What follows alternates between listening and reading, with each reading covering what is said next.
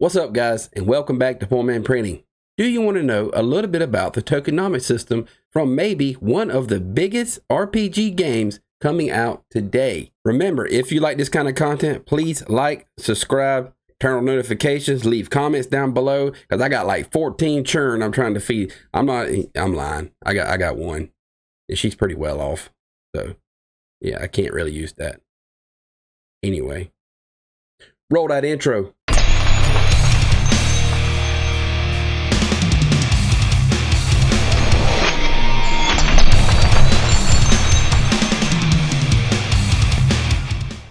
Okay, guys, before we get into all that, let's take a look at Illuvium token. So right now we are on Coin Market Cap, and the prices took a little dip.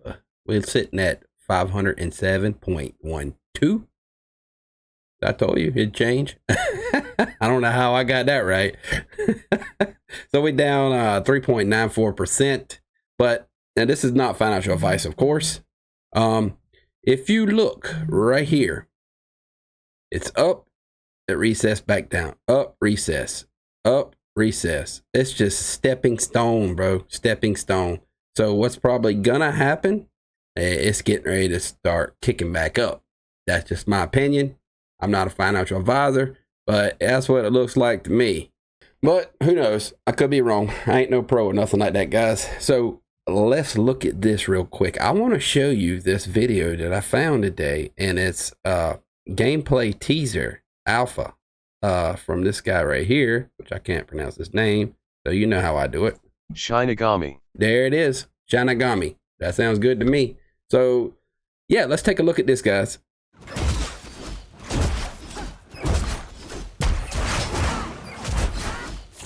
So could this be some gameplay that we might see in the game when it's released? I'm not sure. They are supposed to be releasing some gameplay soon, and I'm gonna be looking out for that, and I'll bring it back to y'all. But yeah, this looks pretty cool, man. The graphics are on point.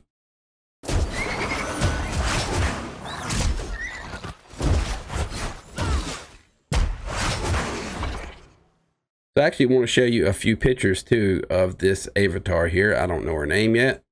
So right here, guys, we are on Instagram, Illuvium's Instagram, and let's take a look at this. So check this out, guys. Look at the detail in this right here. This is freaking crazy. And this is going to be a game. An NFT game. But I'm really loving the way they're doing it. Even the creatures look insane crazy. Yeah, I'm loving it, guys. All right, let's get into it. So right here, guys, they're talking a little bit about the tokenomics system in Illuvium. And this is Kieran, Warwick, CEO, and Ashton Addison. So let's listen and see what they have to say. NFTs and what's in stock for when the game does come out. And I was reading into the fact that the players can get revenue from the game and through the ILV tokens. I'm guessing that's how it's integrated as well. And I know that you have a two-tier token system with ILV and SILV. Can you talk about the tokens when the game comes out? How does that interact with the game, and how can it be monetized from the player's perspective? Sure. So we basically have, there's 10 million ILV tokens in circulation, and the way that we've done it is, or the way that we've set it up is, when you're staking, you earn additional ILV, but you also have the option to claim that not as ILV and as SILV. And the key difference is that's the sushi swap, guys. The sushi swap. That SILV can be used in game to purchase things. And so it's a way for people who are staking to essentially have some kind of value that they can use immediately, because in our ILV, the way that our protocol works with our staking, the rewards are locked for a 12-month period. So we didn't want people to say like, oh, I've got all this ILV, but I can't use it.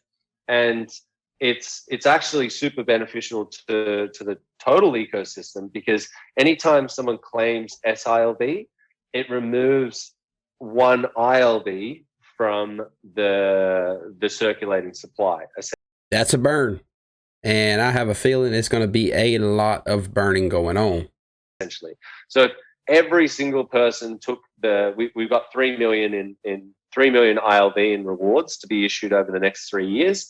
If every single person claimed those as SILV, our circulating supply at the end of the 3 years wouldn't be 10 million, it would be 7 million. And so obviously less coins circulating, theoretically higher price.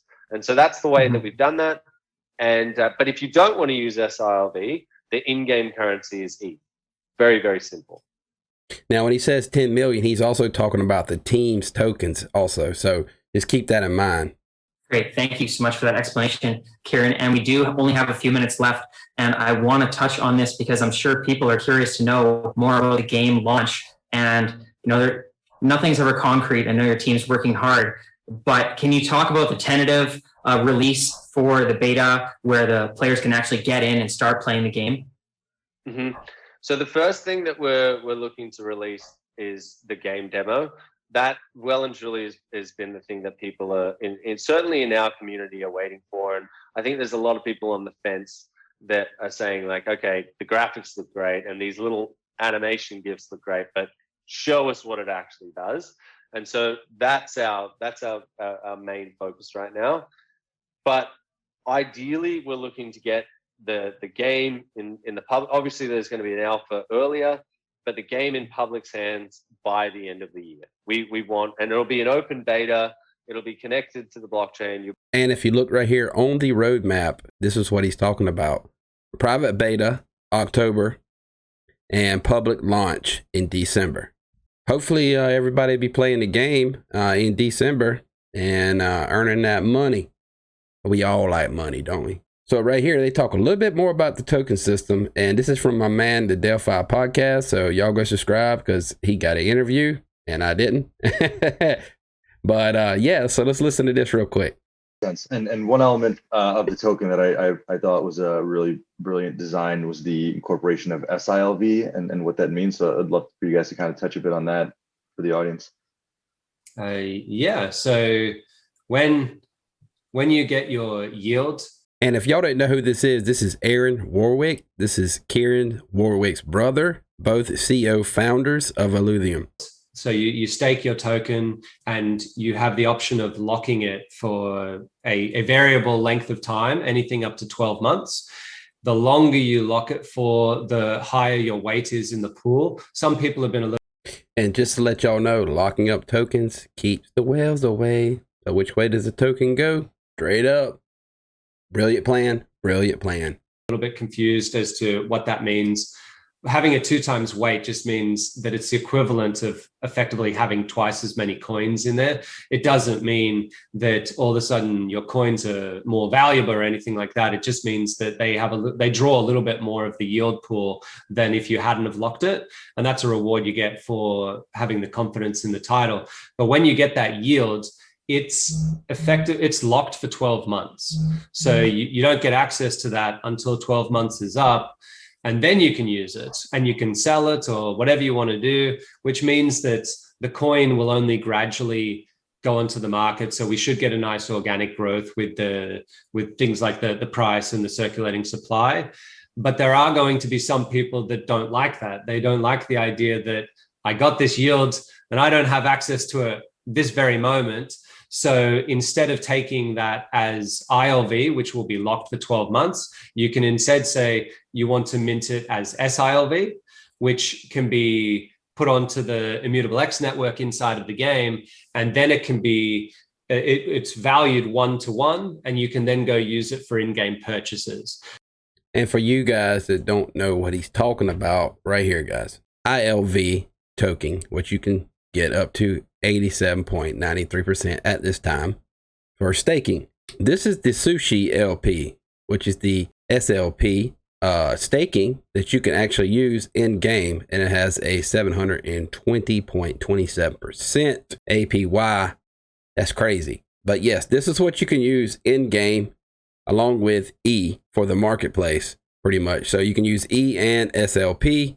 So yeah, that's pretty good, guys. It's pretty good.